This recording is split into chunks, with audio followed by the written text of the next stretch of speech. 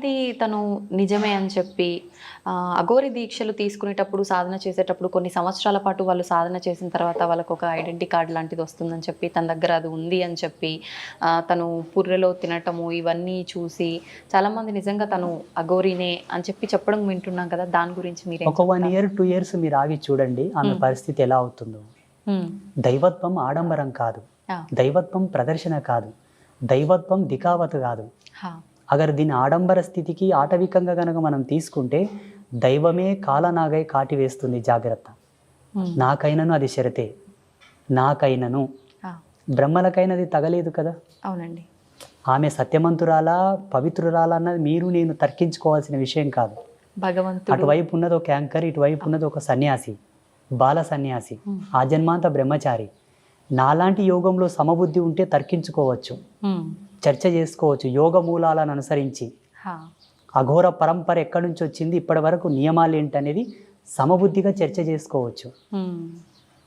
మీకు తెలియదు, ఆ మూలాలు మీకు అనుభవంలోకి లేవు. అయితే నేనేమంటున్నానంటే సత్యమైన అఘోరీలు సావు సమృత ఉన్న పొలిమేరకు రారు. వాళ్ళు ఆ పొలిమేరలో అడుగు పెట్టడానికి ఇష్టపడరు. అది ప్యూరిటీ, రియాలిటీ, అసలైన అఘోరి పరంపరలో ఉండే నియమాలు ఇవి.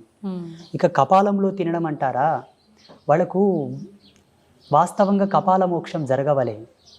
అంటే కపాల మోక్షం అంటే జీవుడు సహస్రారం గుండా బయటికి వచ్చి వాళ్ళతో సంభాషించడం కపాల మోక్షం. అది పెద్ద యోగం. అదందరికీ సాధ్యపడుతుందా? అలా సాధ్యపడిన వాళ్ళకి అది పుర్రే ఇస్తారు తిన్నింకే. లేదంటే నేను కూడా తీసుకొని తినవచ్చు రోజు. ఇప్పుడు నేను ప్రతిరోజు మట్టి మూకుళ్ళలో తింటాను, మట్టి పాత్రలో. ఇప్పటికీ వాళ్ళు ఏదన్నా ఇస్తే మట్టి పాత్రలో వేసుకొని తింటాను, మట్టి గ్లాసులో నీళ్ళు తాగుతాను, మట్టి కుండలో తింటాను. నేను 12 సంవత్సరాల నుంచి సన్యాసించినప్పటి నుంచి మట్టి పాత్రనే నా యొక్క భోక్తవ్యం. మీరు ఎక్కడికి వెళ్తే అటు తీసుకెళ్తారా? వెంటనే ఉంటుంది. ఇక లేదు ఒకవేళ తీసుకెళ్ళలేదంటే ఎవరైనా మీలాంటి వాళ్ళు విస్తర్లో పెడితే అస్త్రమంత్రాలతో సంప్రోక్షణ చేసుకొని తింటాను. ఇది మా పద్ధతి. కపాలంలో భోజనం చేసేటటువంటి దమ్ము, ధైర్యము, అంతటి సాహసం కూడా అందరికి తగదు. ఆడంబరం కోసం తింటామంటే దాని షరతులు కూడా వర్తిస్తాయి. విత్ సైంటిఫిక్ ప్రూఫ్స్తో చాలా కెమికల్ రియాక్షన్ జరుగుతుంది. అందులో వేడివేడి అన్నం వేసినా, పాలు పోసినా, వాటర్ పోసినా. పుర్రి అంటే మళ్ళీ సామాన్యం కాదు కదా. మీరు దాన్ని ల్యాబ్లో టెస్ట్ చేసినా కూడా ఒక ఈ ఈ చర్మము ఈ అంతా ఊడిపోయిన తర్వాత ఆ పుర్రె ఉంటుంది కదా, ఆ పుర్రెని మనం ల్యాబ్లో టెస్ట్ చేసినా కూడా దాని చుట్టూ ఊరుతూ ఉండేటటువంటి ఎనర్జీ సీక్వెన్సెస్ అని కూడా చాలా నెగిటివ్ రోల్లో పాస్ అవుతుంటాయి. మనకు చచ్చిపోతారు తింటే, ఇబ్బందులు చాలా వస్తాయి. ఇప్పుడు మీలాంటి వాళ్ళు చెప్పినప్పుడు, ఇలాంటివి విన్నప్పుడు నిజమే కదా, ఇవన్నీ విన్న తర్వాత అఘోరి లాంటి ఇలా ఉండరేమో కదా, తను నిజం కాదు అనే ఒక ఆలోచన వచ్చిన వెంటనే తను చేసిన కొన్ని పనులు చూస్తుంటే, అంటే ఇప్పుడు మానవ మాతృలకు మాత్రం ఇంకొక మనిషి మాంసాన్ని తినడం సాధ్యపడదు. అది ఎంతో రెగ్యులర్ మాంసం తింటుందా, లేకపోతే ఎప్పుడన్నా కెమెరా ముందు గింత తినిందా? మీరు ఒక పని చేయాలి. నేను ఒక విషయం చెప్తానండి. మన ఐ డ్రీమ్ మీడియా ద్వారా ఇక్కడ అఘోరి టాపిక్ వచ్చింది కాబట్టి ఆమెతో ఒప్పించి 24 గంటలు ఒక లైవ్ కెమెరాని ఒక కెమెరామెన్ ఆమె ఏడ ఉంటుంది, ఏం చేస్తుంది అబ్జర్వ్ చేయమని చెప్పండి. మలమూత్ర విసర్జన అనేది అఘోరీలకు ఒక పెద్ద సాహసం. మీకు తెలియదు అంటే, అందుకే నేను చెప్పాను ఈ సంభాషణ మీకు తగదు.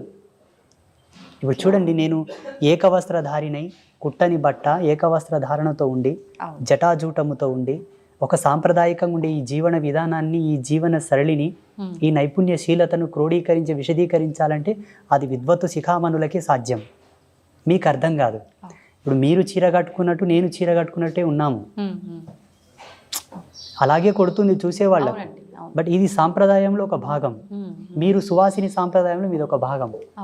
ఆమె గురించి టాపిక్ మనం ఎంత మాట్లాడుకున్నా ఎటు సాగనిది అవుతుంది. ఇది అది అటు సావదు, ఇటు బ్రతకదు. అంతే. మా బోటి వాళ్ళకు తెలుసు ఆమెని వాస్తవమా అవాస్తవం అన్నది. కానీ ఒకటి మాత్రం నాకు బాగా నచ్చింది ఆమె లోపల. ఒకటి బాగా నచ్చింది, సనాతన ధర్మం జై అంటుంది. సనాతన ధర్మానికి విఘాతం కలిగించే వాడిని ఎందుకు శిక్షించట్లేదని ధైర్యంగా మాట్లాడుతుంది. వాణ్ణి నాకు వదిలిపెట్టండి బలిస్తానంటుంది. ఆ ధైర్యం బాగా నచ్చింది నాకు.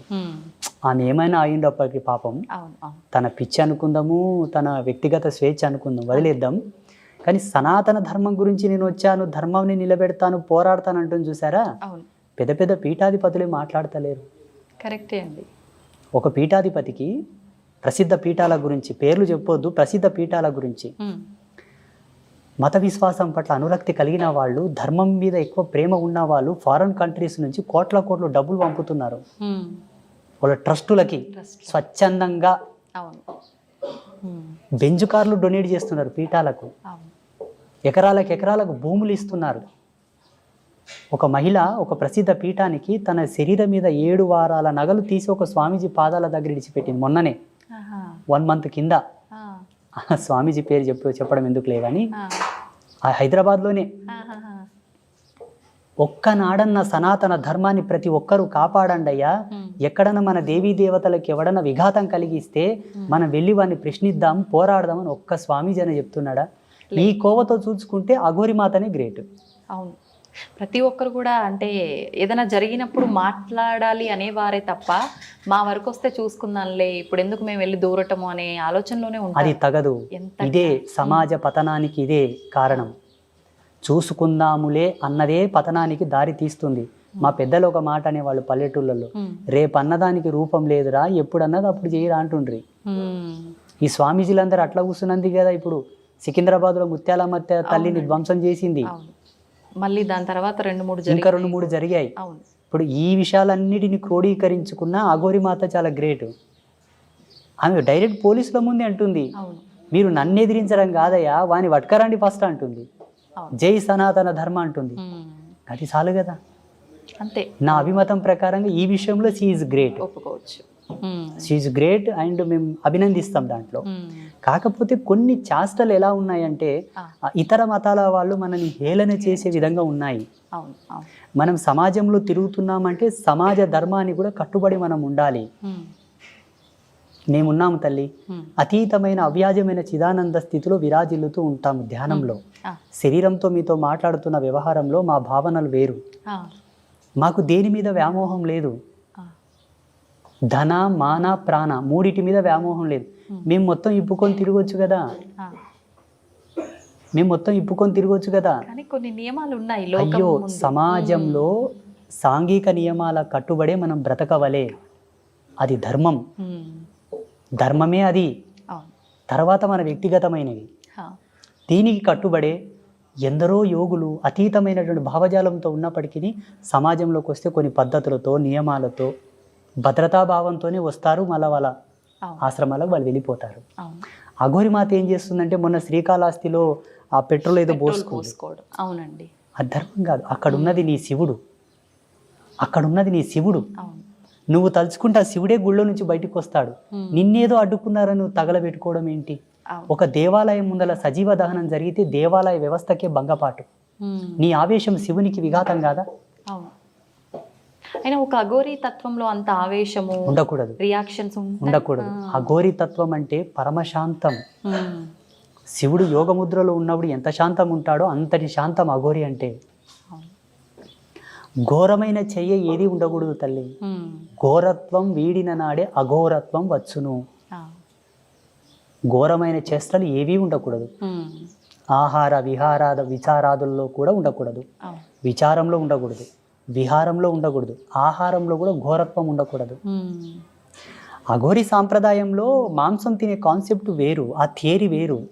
అది సాంప్రదాయకంగా గురువులు వాళ్ళకి పెట్టే పరీక్ష. దాన్నే తినుకుంటూ పోతే సస్తారు. ఓకే, అంటే అంత సాధనలు చేసినా వాళ్ళకు కూడా సరిపడదు. ఒక ఫార్ములా ప్రకారంగానే అది సరిపడదు. ఓకే, అయితే స్వామీజీ మన హిందూ ధర్మం విషయానికి వస్తే భగవంతుడు ఒక్కటే అంటాము, కానీ కొన్ని కోట్ల దేవతల రూపాలలో భగవంతుల్ని ఆరాధిస్తూ ఉంటాము. అయితే మనకు బ్రహ్మ విష్ణు మహేశ్వరులను సృష్టించింది కూడా ఆదిపరాశక్తి అమ్మవారే శక్తి అని అంటుంటారు కదా. మరి ఇంతమందిని ఆరాధించి పూజించే బదులు ఆ శక్తిని ఒక్కదాన్ని పట్టుకొని అమ్మ నువ్వే అని వేడుకుంటే సరిపోదంటారా? ఇక్కడ మత భేదం ఉంది, సాంప్రదాయ భేదం ఉన్నది. ఇందులో కొంత పురుష ఆధిపత్యం ఆధిక్యం కూడా ఉన్నది. పురుషుడి యొక్క ఆధిపత్యం చేతనే అమ్మవారి యొక్క పూజలకు వన్నె తగ్గింది. ఇప్పుడు చూడండి, ప్రసిద్ధ శక్తిపీఠాలకు అంత వైభవం లేదు.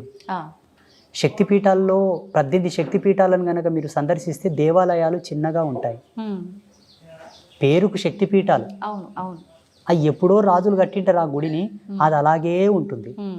మిగతా దేవతల యొక్క దేవాలయాలు, విష్ణు దేవాలయాలు, శివ దేవాలయాలేమో పెద్దగా ఆకాశం అంత శిఖరములు పెట్టి బంగారు తొడుగులు పెట్టింటారు. అవునండి. కానీ అమ్మవారి దేవాలయాలను మాత్రం ఎవరు పట్టించుకోరు. దీంట్లో కొంత ఎక్కడనో దాల్ మే కుచ్ కాలా హే, दाल में कुछ काला है पर कौन पकड़ेगा कब इसको बाहर निकलेगा वो भगवान जाने. కానీ ఏదో సంథింగ్ ఉంది ఇందులో. నేను కొన్నిసార్లు చాలా శోధించాను. నేను మొన్న గఢకాళిక మందిరం వెళ్ళాను, ఉజ్జయిని మహాకాళి. అక్కడ ఉండేటటువంటి మహాకాళేశ్వర దేవాలయాన్ని, శక్తిపీఠాన్ని చూస్తే చాలా ఫరక్ ఉంది, డిఫరెంట్ చాలా ఉంది. అమ్మవారి దేవాలయం చిన్నగా ఉన్నది, అక్కడ పూజలు సరిగ్గా లేవు, వెలవెలబోతుంది. స్వామివారి దేవాలయంలోనేమో 2 రోజుల క్యూ లైన్ ఉంది. ఎందుకంటారు ఇలా?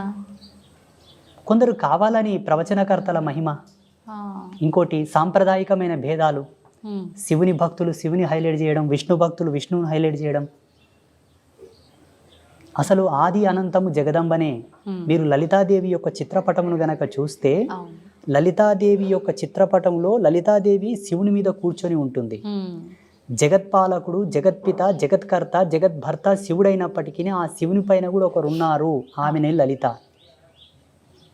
అలాగే కాళీ యొక్క కాల కింద కూడా శివుడు ఉంటాడు, కాళికాదేవి కింద కూడా శివుడు ఉంటాడు.